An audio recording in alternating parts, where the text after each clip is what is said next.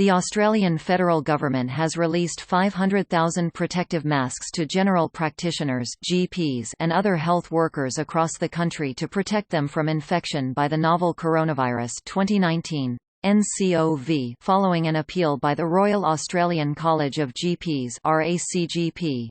The college president, Dr. Harry Nespolon, made the appeal because of the shortage of protective masks available to health care workers due to the recent bushfire crisis engulfing the country.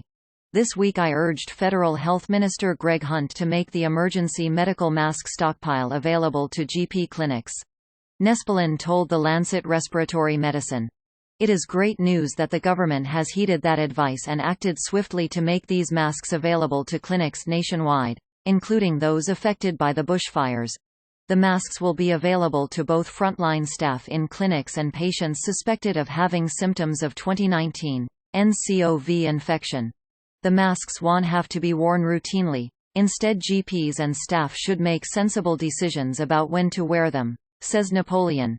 The RACGP has suggested patients should call ahead to clinics and warn of their symptoms if they have been in China. In those circumstances, it would make sense to wear the masks when the person presents for their consultation.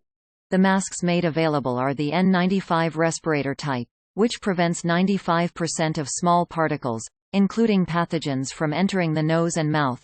I would recommend to all GPs and clinic staff that they make full use of their personal protective equipment, wash their hands as often as possible, and ask if patients showing symptoms of coronavirus have traveled recently, and if so, where. It's also worth asking if they have had contact with someone who has been in China. An Australian Federal Health Department spokesperson confirmed to The Lancet Respiratory Medicine that the first 500,000 masks had already been delivered to primary health networks across all states and territories, with a further 500,000 to be made available if required. These masks are not for distribution to the general public but rather to GPs, health workers, and high-risk patients, he added. The federal government has also procured additional masks to top up its national stockpile of 12 million N95 type masks, with a further 8 million surgical masks also in storage.